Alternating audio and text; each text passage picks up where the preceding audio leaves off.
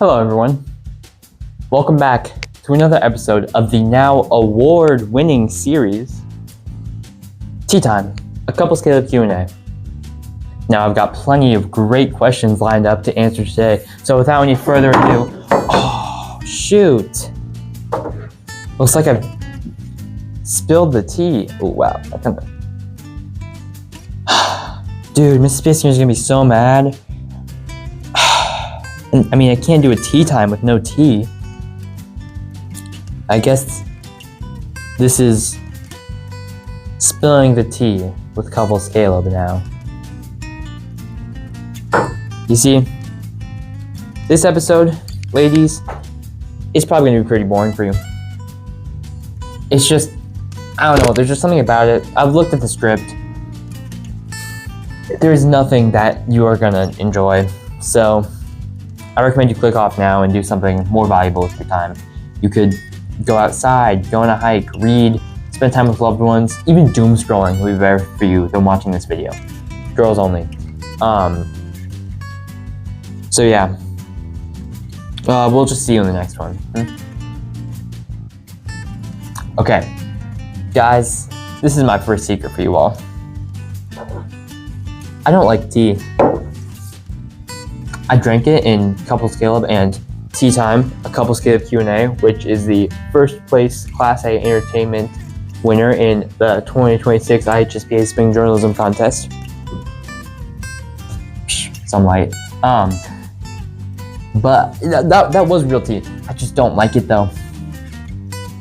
I tried multiple times, just not for me. So from here on out, we'll be using something that's not quite tea, and I'll be explaining to you what the drink of the day is. You know, for example, maybe in another episode, I'll be like, oh, today's drink is matcha. In this episode, it's water.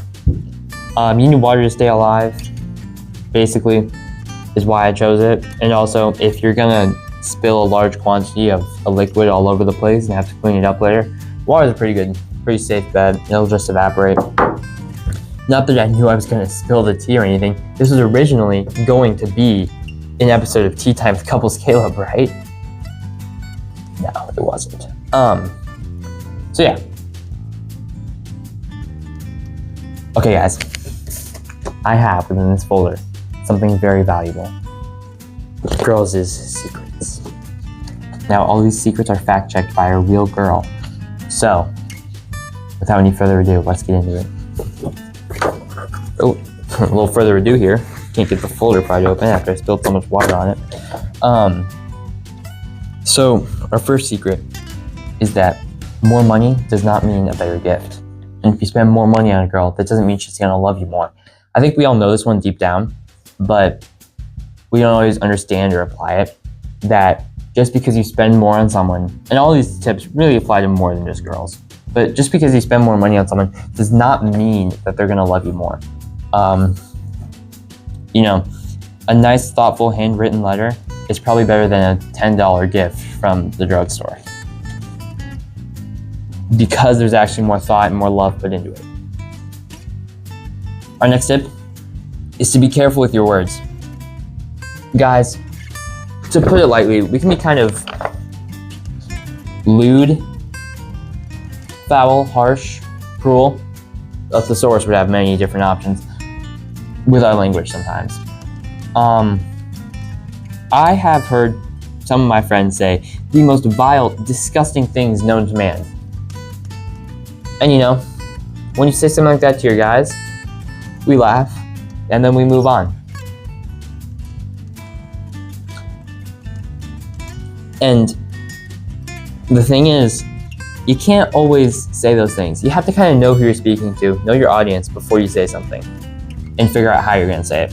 For example, what you think in your head. It's kind of like an onion, right? What you think in your head is anything. I mean, no one's going to reprimand you for what you think in your head, except for maybe like God, if it's really bad. But even he'll forgive you for that.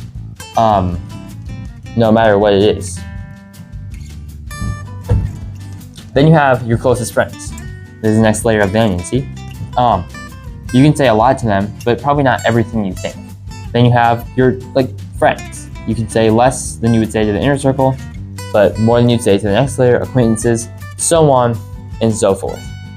So this is a general rule of thumb for life, not just for girls, is that you need to know who you're speaking to before you speak, and you need to carefully craft what you're saying so that you don't offend or alienate anyone. Yeah.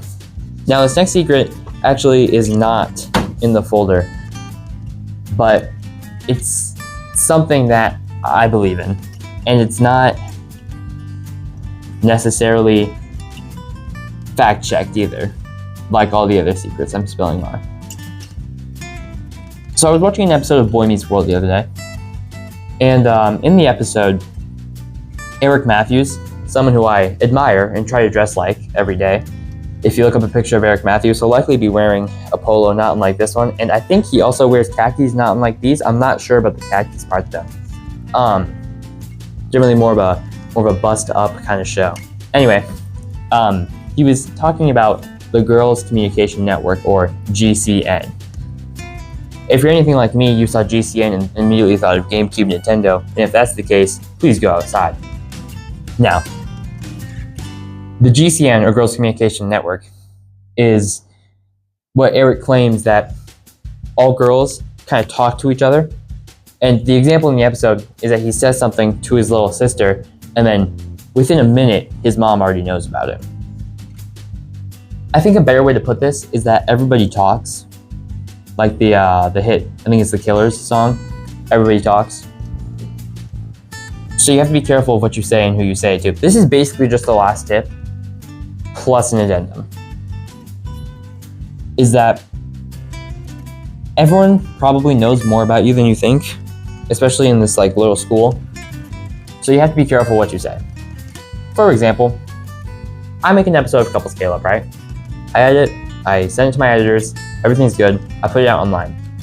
You know, for a few days I'm thinking about it, I'm like, oh, have you seen this? Everyone watch it. After that, I don't forget about it, but like it's not on my mind, right? So I don't walk outside and think of like, Couples Caleb is going outside. No, I just think, I don't know, I think I'm going outside. That was a really bad example, but I don't think of myself as Couples Caleb, right? So one day when I saw like, I think it was either a middle schooler or like a freshman walk up to me and go like, oh, you're Couples Caleb, right? It was a little jarring, and I kind of had to remember, I make videos of myself and post them on the internet. More people know me than I think. Yeah, I think that's a good way to sum that up. This last secret is, we've all heard of it, the elusive hot girl summer. Now, for anything like me, you've heard of hot girl summer for some time now, every year since it came about in about 2019, and you haven't known what it is, and you think it's some like well-kept secret. It's not. I looked it up. What is hot girl summer? First link, USA Today article with the same name, explaining what it is, who started it, what year it was started, and all that. Now, it's a little embarrassing for me to have not known what hot girl summer is my whole life, and find it out through a Google search for this episode, but I will spare you that embarrassment as I tell you now. Hot girl summer is the principle of spending a summer doing things for yourself, doing self-improvement, self-growth, and becoming the best version of who you can be. Now, generally, I think people do things that they like, and they're like, you know, I enjoy this, so I'm going to do it without worrying about what others think. Not worrying about the attention of others, and typically males, but others in general, is the biggest part of hot girl summer, the most important part. So I think that's kind of beautiful for everyone. So guys and girls, if you're still watching, which I hope you're not, because I told you to leave like 10 minutes ago, let's all try to have a hot girl summer this year. You know what? I, Couples Caleb, am officially calling upon you all to have a hot girl summer. And we'll see you next year.